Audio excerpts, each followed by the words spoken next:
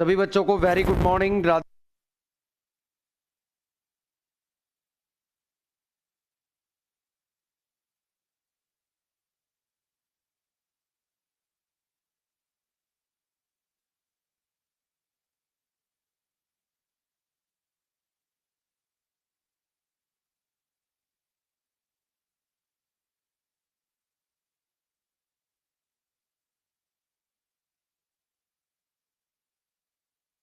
सभी बच्चों को very good morning, Radhe Radhe, जय श्री कृष्णा। बेटा कैसे आप सभी लोग? उम्मीद और आशा करता हूं कि काफी अच्छे होंगे।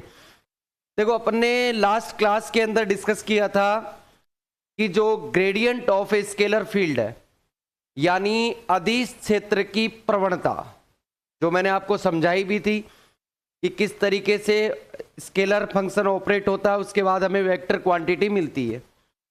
अब हमें इसका मैथमेटिकल एनालिसिस करके बताना है कि हमें इसे गणितीय रूप में कैसे ड्राइव करेंगे।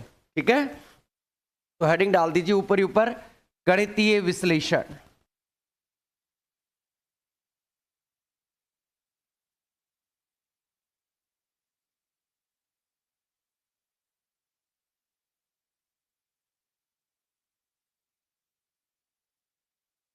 हेडिंग डालो गणितीय विश्लेषण, मैथमेटिकल एनालिसिस।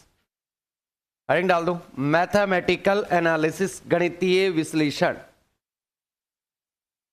अब सुनो, इसको हम प्रूफ करने के लिए वही दो स्केलर क्वांटिटी लेंगे। क्या लेंगे? जैसा डायग्राम बनेगा कुछ वैसी ही थ्योरी लिखेंगे, सेम। इसलिए डायग्राम को थोड़ा अच्छे से समझेंगे। पहले बोल रहा हूं मैं, क्या करना है?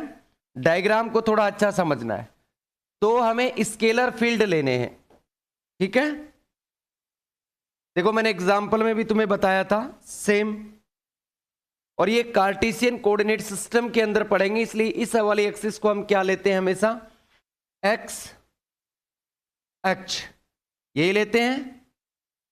और इस वाली एक्सिस को क्या लेते हैं अपन? हम कार्टेशियन के लिए वाई एक्स, क्या लेते हैं? Y x.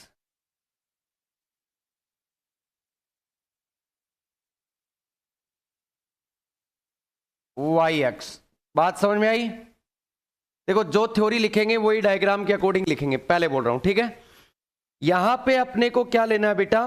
दो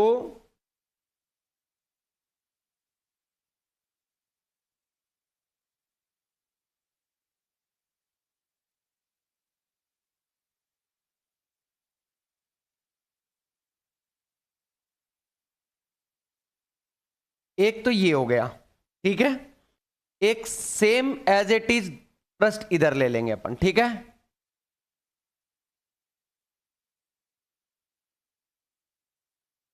दूसरा पृष्ठ हमने ये ले लिया। तो ये क्या थे हमने जब हमने स्केलर फील्ड ऑफ ग्रेडियंट पढ़ा था, यानी स्केलर फील्ड पढ़े थे, तो मैंने दो एग्जांपल बताए थे जिसके ऊपर पोटेंशियल सेम होता है, हम उन्हें क्या बोलते हैं? Equi potential surface.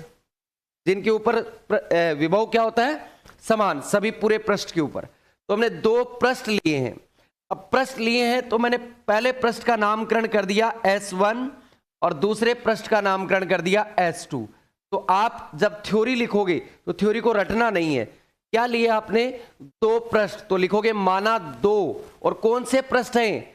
सम अदिश या सम विभव पृष्ठ, ऐसे पृष्ठ जिन पे विभव समान हो, यानी टू स्केलर फील्ड या फिर टू इक्वी पोटेंशियल सरफेस, जिनका नामकरण क्या कर दिया गया?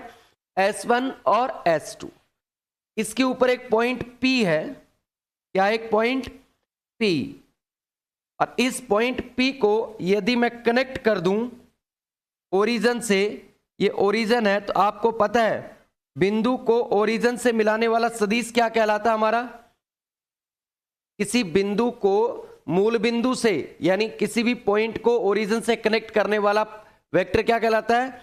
स्थिति सदिश। तो ये कौन सा वेक्टर होगा बेटा? आर वेक्टर, जिसे हम क्या बोलते हैं? स्थिति सदिश। स्थिति सदिश।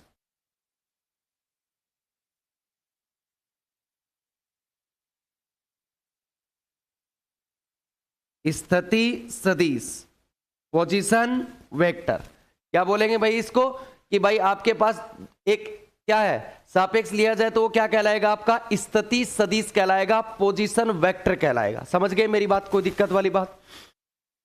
इस पृष्ठ पे एक पॉइंट Q है, क्या है, एक पॉइंट Q, और इस पॉइंट को यदि आप ओरिजिन से कनेक्ट करो तो वो भी क्या कहलाएगा, आपका पोजीशन वेक्टर। तो मैंने इसको यहां से कनेक्ट कर दिया, क्लियर। और यदि इसको यहां से कनेक्ट किया जाए, इसको P को और Q को, तो P और Q इन दोनों का जो स्थिति सदिश का जो अंतर है वो क्या है, dr वेक्टर। कौन सा है, dr वेक्टर।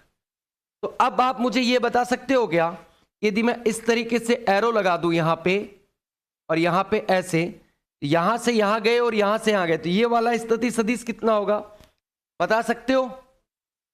दोनों का योग, यानी ये क्या कितना हो जाएगा बेटा, r vector plus dr vector. कोई दिक्कत वाली बात?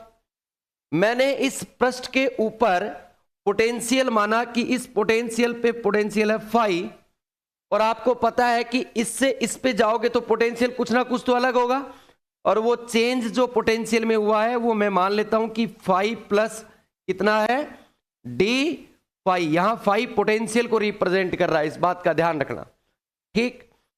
अब देखो, यदि आपको इस लाइन को आगे की ओर बढ़ाए, ऐसे इस लाइन को क्या करें, आगे की ओर सीधा बढ़ाए,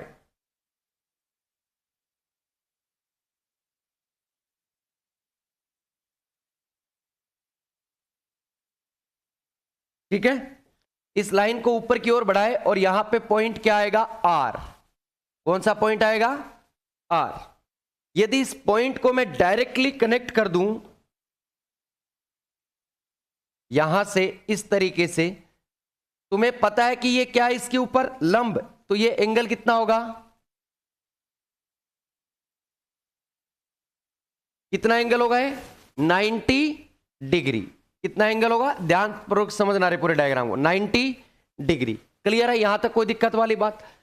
अब ये जो P से जो R वाला है, ये किसको बता रहा है, ये जो चेंज है, दूरी में चेंज है, वो किसको बता रहा है, dn को। n से दिखा रहा हूं मैंने वहां लिखा भी था ना, n क्या है, दूरी।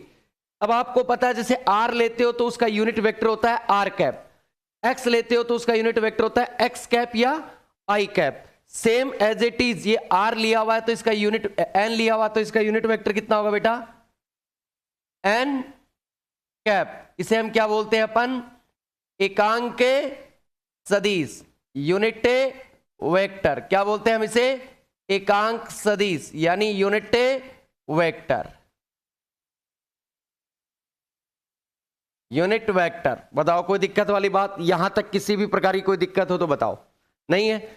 इस डायग्राम को जो अपन ने बनाया है ना, सेम थ्योरी लिखेंगे, रटोगे तो याद नहीं रहेगी, डायग्राम को समझोगे तो डायग्राम में एज इट, थ्योरी ऊपर नीचे हो सकती है बट ऐसा नहीं है कि वो थ्योरी बदल ही जाएगी, थ्योरी वो की वो रहेगी, सेम इसके ऊपर लिखनी है। जैसे मैं अभी लिखवाऊंगा तुम्हें 1 मिनट में याद हो जाएगी। डायग्राम में कोई दिक्कत है तो बताओ, अदरवाइज आप क्या करो, इस डायग्राम को पहले बनाओ अच्छी तरीके से। एक काम करो, डायग्राम को रुक जाओ एक बार बनाना, पहले थ्योरी लिखो थोड़ा सा, ठीक है, उसके बाद बनाओ डायग्राम, ठीक है, समझ में भी आ जाएगा साथ साथ में। लिखो, माना दो सम अदिश, माना दो सम अदिश या सम विभव पृष्ठ, सम अदिश या सम विभव पृष्ठ S1 व S2 हैं। आपने माना ही तो है, ये क्या है, दो पृष्ठ है S1 और S2, और कैसे हैं ये, सम विभव या फिर सम अदिश पृष्ठ, ठीक है। पहली लाइन यही थ्योरी के अनुसार है, लिखो यहां S1 व S2, यहां S1 व S2 पृष्ठ पर अदिश राशि, पृष्ठ पर अदिश राशि क्रमशः फाई व फाई प्लस डी फाई है। फाई, वह फाई प्लस डी फाई है। चलो कोई दिक्कत वाली बता, S1 पे फाई और S2 पे फाई प्लस डी फाई, ये लिखा। अब लिखो आगे वाली लाइन, लिखो यहां पृष्ठ S1 पर, यहां पृष्ठ S1 पर स्थित बिंदु P का, बिंदु P का मूल बिंदु के सापेक्ष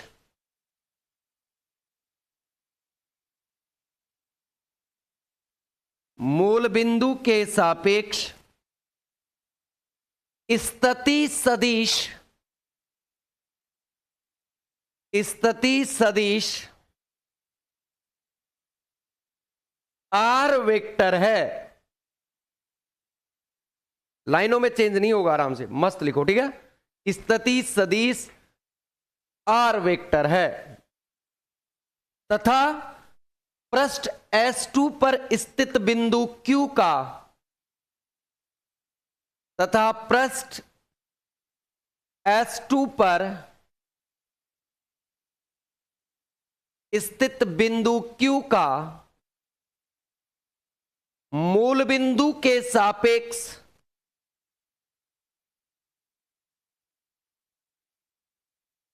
मूल बिंदु के सापेक्ष स्थिति सदिश, स्थिति सदिश R vector plus D are vector है। R vector plus D are vector है। अब मुझे बताओ Q का P के सापेक्ष या P का Q के सापेक्ष कितना है? D R vector. तो नीचे लाइन लिखो जस्ट इसी के साथ, तथा Q का P के सापेक्ष स्थिति सदिश, तथा Q का P के सापेक्ष स्थिति सदिश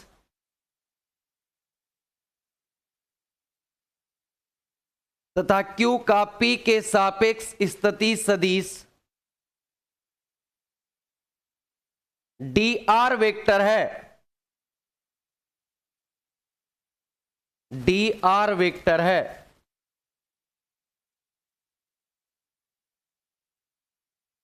और यदि बेटा बात की जाए तुमसे कि इन पृष्ठों के दोनों के लंबवत कौन सा दूरी है? D n vector. तो लिखो, और पृष्ठ S2 के लंबवत सदिश डी एन वेक्टर है। डी एन वेक्टर है।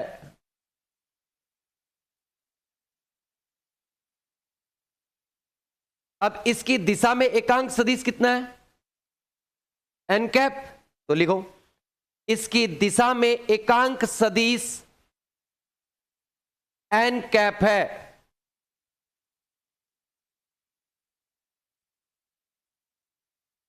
एन कैप है।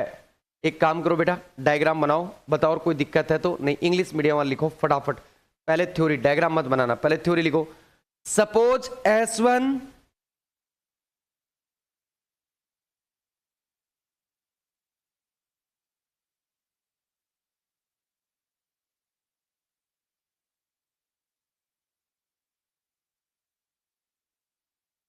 Suppose S1 and S2 are two equipotential, चलो भाई बना लो, मैं साइड में खड़े हो जाता हूं ना, बनाओ। इंग्लिश मीडियम लिखो आराम से बेटा। Suppose S1 and S2 are two equipotential or equi-scalar surfaces in any scalar field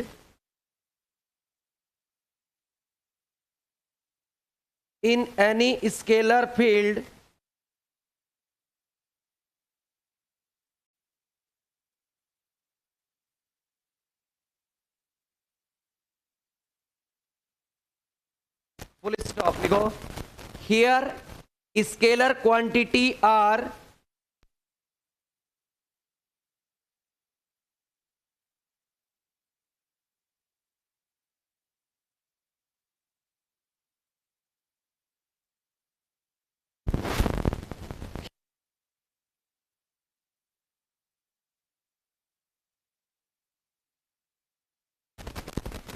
ढंग से लिखना रे। इक्वी पोटेंशियल और equiscalar surfaces in any scalar field, full stop. Here scalar quantity are phi and phi plus d phi, phi plus d phi on surface S1 and S2 respectively, on surface S1 and S2 respectively.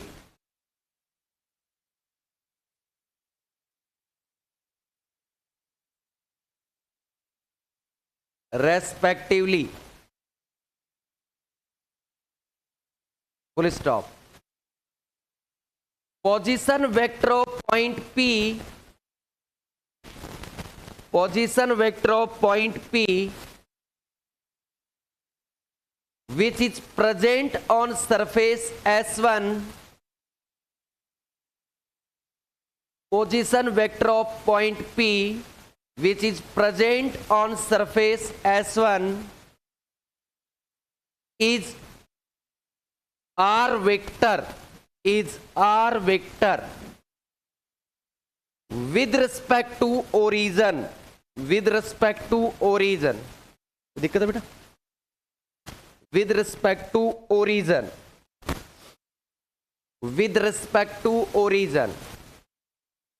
full stop. Similarly, position vector of point Q,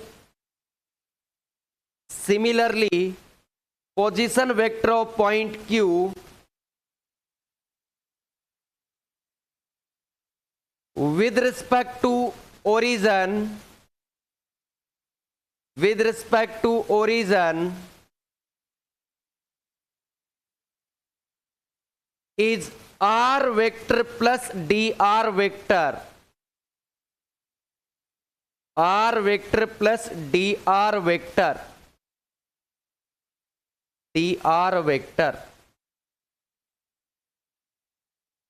and position vector of point Q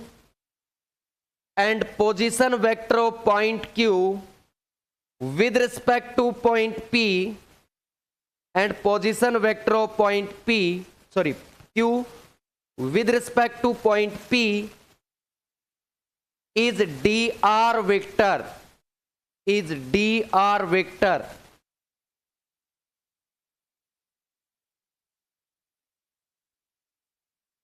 full stop. Here change in scalar quantity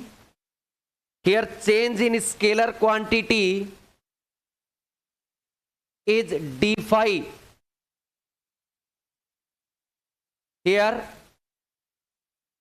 change in scalar quantity is d phi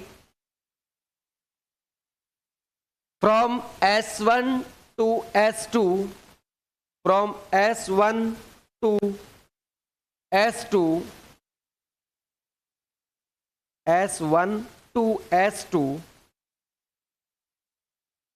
and normal vector to S1 surface,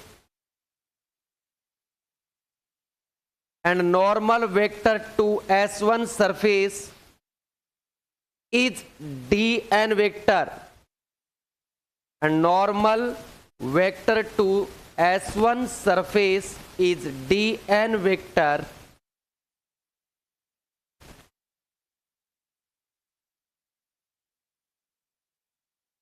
and unit vector in direction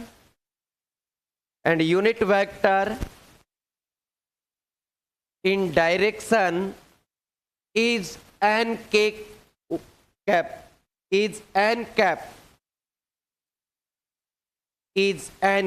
diagram बनाओ English medium वाले अच्छा सा। इसको लिखना position vector, इसको लिखना origin, x axis, y axis, unit vector. फटाफट बनाओ तुरंत प्रभाव से। और देखो हिंदी मीडियम वाले एक काम करो, जब तक है ना ये बनाते तब तक एक लाइन लिखो। एक बोलते बेसिक अवकलज, जो आपने मैथमेटिक्स में भी पढ़ा होगा, सेम वो एक बार लिखना है जिसे हम डायरेक्शनल डेरिवेटिव भी बोलते हैं। क्या बोलते हैं? Directional derivative. तो अलग से इसी के अंदर एक छोटी सी हेडिंग डाल दो, इसी टॉपिक के अंदर है, लिखो देसिक अवकलज।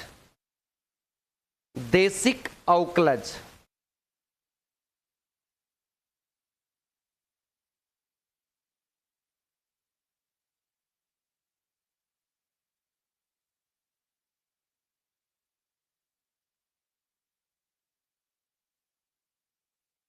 वही है कि आपको पता है यहां से यहां जाने में दूरी के साथ जो सदिश के अनुदिश अधिकतम परिवर्तन होगा वो देसिक अवकलज कहलाएगा। लिखो डायरेक्शनल डेरिवेटिव बोलते हैं इसको, हिंदी मीडियम में लिखो।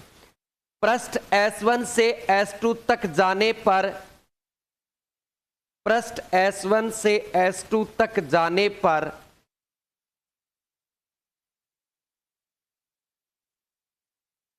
S1 से S2 तक जाने पर अदिश राशि में दूरी के साथ, अदिश राशि में दूरी के साथ, अदिश राशि में दूरी के साथ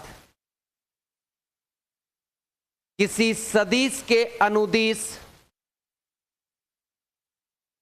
किसी सदिश के अनुदिश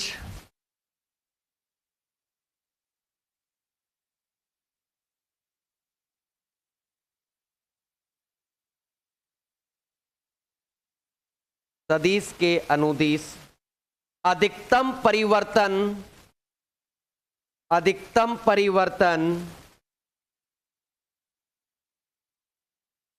अधिकतम परिवर्तन देसिक अवकलज कहलाता है।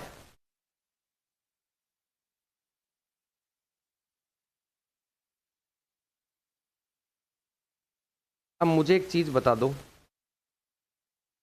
ये चीज बड़ी होगी या ये चीज या चीज? एक चीज देखो, ये दो पृष्ठ है, ठीक है, ये दो पृष्ठ है, इसमें एक तो ये चीज है, एक ये चीज है, एक ये चीज। अब यहां से यहां दूरी, मान लो यहां पे कोई अपनी जो स्केलर क्वांटिटी वो क्या है? डेल फाई है। अब इसका दूरी के सापेक्ष चेंज अधिकतम होना चाहिए। अब इस क्वांटिटी को मैक्सिमम करने के लिए आप यहां क्या चीज लोगे? भाई ये चीज डायरेक्शनल डेरिवेटिव है, यानी आपका देसिक अवकलज है, और ये आपकी स्केलर क्वांटिटी है। डायरेक्शनल डेरिवेटिव की डेफिनेशन कहती है कि स्केलर क्वांटिटी में दूरी के साथ अधिकतम परिवर्तन होना चाहिए। मैक्सिमम चेंज कब आएगा? ये जब ये मिनिमम होगा। अब ये मिनिमम कौन सा? ये दूरी dn है। तो आप ये पृष्ठों में ये दूरी ज्यादा है या ये दूरी ज्यादा है या ये परपेंडिकुलर दूरी ज्यादा है? ऊपर वाली ज्यादा है, फिर उससे ये, और फिर ये सबसे कम। इसको यदि यहां नीचे लिखोगे तो डायरेक्शनल डेरिवेटिव में क्या आएगा? Maximum change. तो यदि आप d5 में dn का भाग लगाओगे तो यही तो परपेंडिकुलर है सीधा, तो ये दूरी सबसे कम हुई, ये ज्यादा, ये ज्यादा, ये ज्यादा, तो ये सबसे कम है। इसका मतलब डायरेक्शनल डेरिवेटिव में दूरी कौन सी का भाग लगेगा? dn का। तब हमें क्या मिल जाएगा? मैक्सिमम। फटाफट इंग्लिश मीडियम वालों ने उतार लिया होगा अभी तक तो डायग्राम अच्छी तरीके से, और तो हेडिंग डालो डायरेक्शनल डेरिवेटिव। फिर अपन क्या करते हैं? इसका डेरिवेशन स्टार्ट करते हैं। लिखो directional derivative, directional derivative.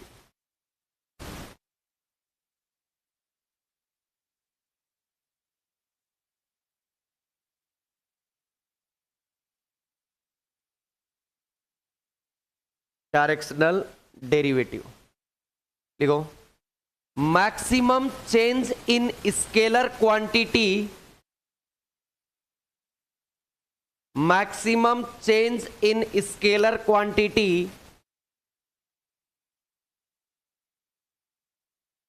Move from surface S1 to S2, move from S1 surface to S2 surface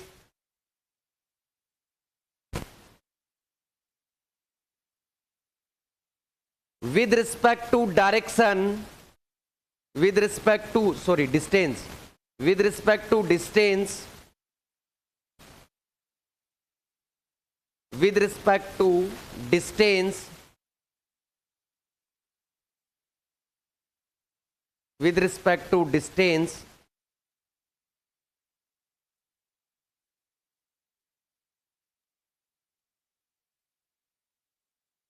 with respect to distance is called directional derivative, is called directional derivative.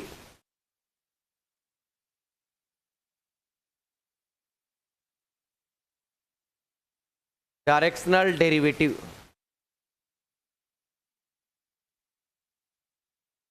ठीक है, आ जाओ अब एक बार board पे आ जाओ बेटा, फिर अपना डेरिवेशन स्टार्ट हो जाएगा। डेरिवेशन में एक ही चीज है, जो बच्चा डेरिवेशन को थ्योरी को समझा वो आराम से डेरिवेशन करता जाएगा, अदरवाइज प्रॉब्लम क्रिएट होती भी जाएगी। इसमें परपेंडिकुलर क्यों लिया है तुम्हें ही पता है। अब अदिश राशि की जो अदिश प्रवणता की जो डेफिनेशन थी वो एक बार निकालो जरा, क्या कह रहा हूं, क्या एक बार डेफिनेशन निकालो, एक बार वापस पन्ना पलटो और निकालो जो आपको डेफिनेशन। अदिश क्षेत्र में अदिश फलन में अधिकतम परिवर्तन की दर उस क्षेत्र की प्रवणता कहलाती है, या फिर दूसरी लिखाई हुई है अदिश राशि का दूरी के साथ अधिकतम परिवर्तन अदिश क्षेत्र की क्या कहलाती है, प्रवणता। और वही हम डायरेक्शनल डेरिवेटिव में बात कर रहे हैं, नहीं कर रहे हैं वो कि वो सेम बात कर रहे हैं। तो आओ एक बार, और किसको किससे लिखते हैं भाई, अधिकतम परिवर्तन को अदिश प्रवणता को ग्रेड GRAD ग्रेड, और किस में चेंज है, स्केलर क्वांटिटी फाई में। इसको मैक्सिमम बनाने के लिए क्या करना होगा आपको, सर हमारे पास जो स्केलर क्वांटिटी है वो तो क्या है डेल फाई, और इसके नीचे आप किसका भाग लगा दो डेल एन में, तो ये अधिकतम चेंज हो गया, और यही डायरेक्शनल डेरिवेटिव होता है। इस कौन सी डायरेक्शन में होगा ये, किस डायरेक्शन में होगा ये, दूरी कौन सी डायरेक्शन में है, एन कैप डायरेक्शन में। कोई दिक्कत वाली समीकरण नंबर फर्स्ट से, डेफिनेशन से आ गए, कोई दिक्कत। और डेल एन क्या होगा मिनिमम, तो ग्रेड फाई क्या होगा मैक्सिमम। ये चीज यहां पे आप मेंशन कर सकते हो, आप करना चाहो तो, कि आपका जो ग्रेड फाई है वो क्या होगा मैक्स होगा यदि इफ आपका डेल एन क्या हो मिनिमम। ये आपके समझने के लिए, बाकी कोई दिक्कत नहीं। समीकरण एक में कोई दिक्कत है बताओ, कोई दिक्कत नहीं है। अब समीकरण एक का मैं dr वेक्टर के साथ अदिश गुणनफल कर देता हूं। समीकरण देखते जाना, रटोगे नहीं 1%। समीकरण एक का dr वेक्टर के साथ dr वेक्टर के साथ अदिश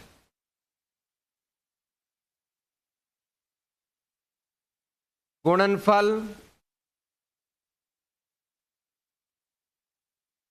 करने पर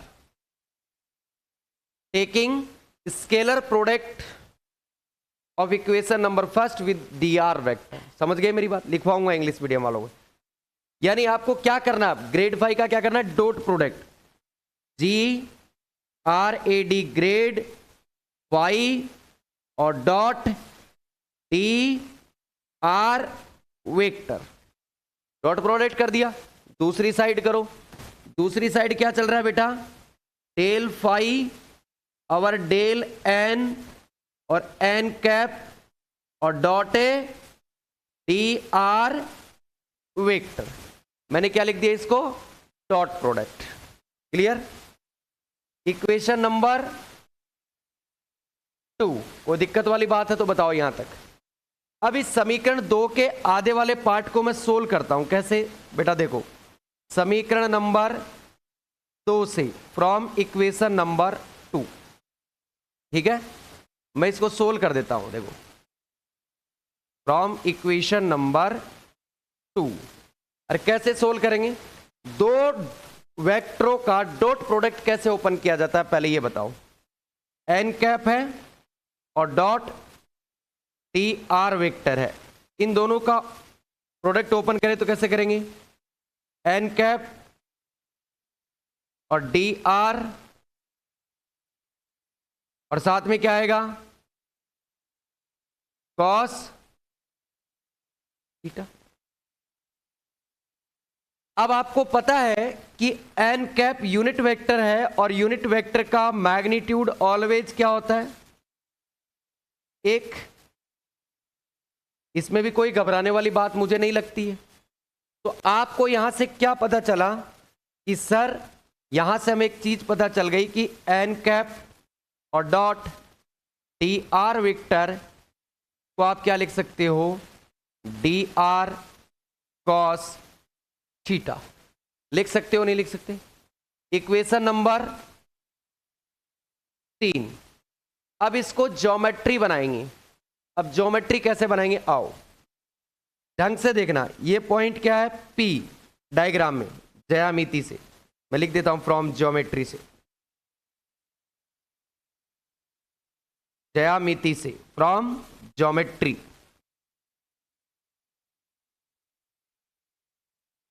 मेट्री, ठीक है। आओ, ये पॉइंट P है और आपका एक पॉइंट क्या है, Q। तो मैं उसको ऐसे ले लेता हूं, अभी दिखाने के लिए ऐसे ही लेंगे। एक काम को थोड़ा सा नीचे बनाओ इसको,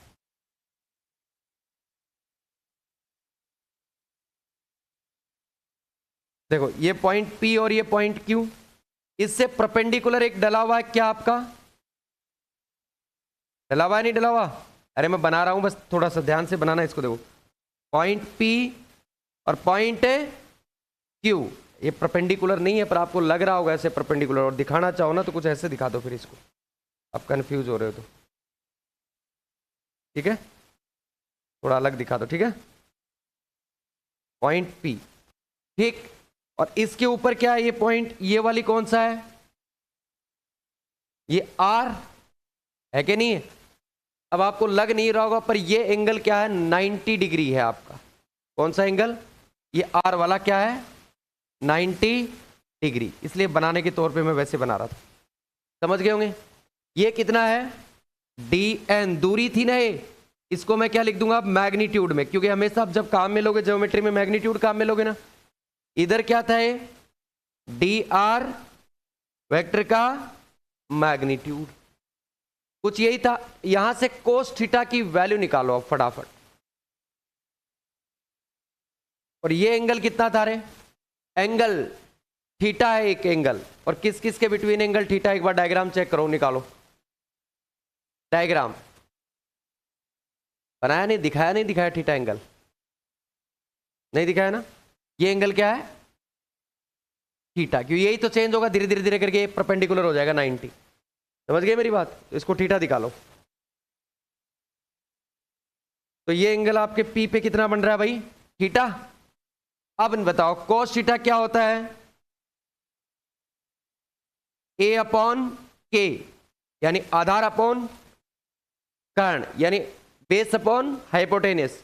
अब बेस क्या होता है, इसके साम वाला लंब, ठीक है, ये वाला कर्ण, क्या बचा लंब, आधार क्या बचा, ये वाला। तो आधार कितना होगा इसके अंदर बताओ, अरे dn होगा कि नहीं होगा,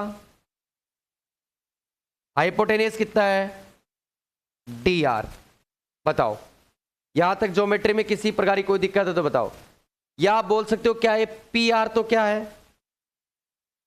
pr, ऐसे लिखना चाहो तो लिख लो pr, और नीचे हाइपोटेनस कितना है, pq, तो pq आएगा कि नहीं आएगा। अब यहां से आपका dn की वैल्यू कितनी आ गई बताओ, dn बराबर कितना आ गया, dr cos थीटा। इस dn को आप ऐसे भी लिख सकते हो, ठीक है ना, चेंज के रूप में स्मॉल में, ठीक है ना, dn या dr cos थीटा। तो आप इक्वेशन नंबर, इसको कितना दोगे रे, 3 आ गया ना, ये कितना आ जाएगा, इक्वेशन नंबर 4। अब आप काम करो, इक्वेशन 3 और 4 से आप क्या लिख सकते हो बताओ, समीकरण 3 व 4 से, फ्रॉम इक्वेशन नंबर 3 एंड 4। याद करो dr cos थीटा उसके RHS में है, उसके भी RHS में है, इसके आरएचएस में डीएन है, उसके आरएचएस में कितना है, grade 5 dot sorry n cap dot d r. इधर क्या लिखोगे आप, डीएन के बराबर कितना आ गया बेटा, एन कैप और dot A D R vector. समीकरण नंबर 5। नहीं समझ में आया ना, एक बार देखो, ये डी आर कोस्टिट है, इसके आरएचएस में क्या है, डीएन, और ये क्या है बेटा, n cap dot d are vector बराबर डी आर कोस्टिटा। दोनों आरएचएस सेम है तो एलएचएस भी बराबर हो गए। समझ गए मेरी बात। तो डीएन बराबर कितना आ गया, n cap dot d r. अब वापिस इस जो आपका जो समीकरण 2 अपन ने लिया था उससे आएंगे। समीकरण नंबर 2 व 3 से, फ्रॉम इक्वेशन नंबर 2 एंड 3। तू याद करो क्या है आपका, क्या है बेटा मोहित, जी आर ए डी ग्रेड और फाई और डॉट डी आर वेक्टर। चल रहा है कि नहीं चल रहा सर, चल रहा है, डॉट डी आर वेक्टर। आगे क्या है उसके अंदर, उसके अंदर चल रहा है डी फाई, क्या चल रहा है, डी फाई डी एन, और साथ में उसके क्या है याद करो, नहीं नहीं नहीं नहीं नहीं, साथ में देखो उसके अंदर क्या चल रहा है, उसमें चल रहा है n cap dot d r. देखो जरा एक बार, यहां चल रहा है n cap dot d r. समीकरण 2 की बात कर रहा हूं बेटा, n cap dot d r. अब n cap dot d r की जगह क्या लिख सकते हो आप, डीएन। तो यहां तो नीचे तो डीएन है ही, और यहां पे भी कितना आ गया, डीएन। डीएन से डीएन पलट गया, तो g r a d grad y dot d are vector, और किसके बराबर आ गया बेटा, डी फाई के। किसके बराबर आ गया, डी फाई। और इस डी फाई को आप क्या लिख सकते हो, डी फाई ऐसे, कोई दिक्कत वाली बात नहीं। समझ गए। इसको हमने दे दिया समीकरण नंबर 6। बस इस डेरिवेशन का मोस्ट ऑफ पार्ट खत्म है, बस अब सिंपल सिंपल कैलकुलेशन है। ठीक है, उतारो फटाफट, तुरंत प्रभाव से उतारना।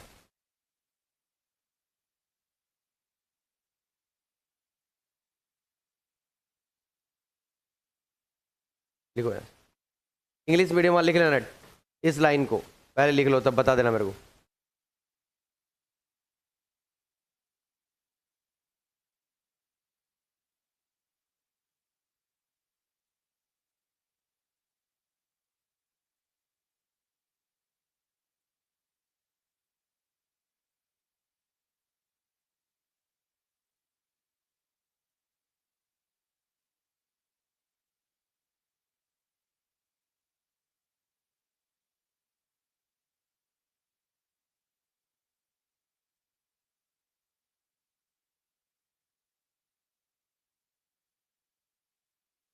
इसको लिख लेना इंग्लिश में, taking scalar product of equation number first with T R vector.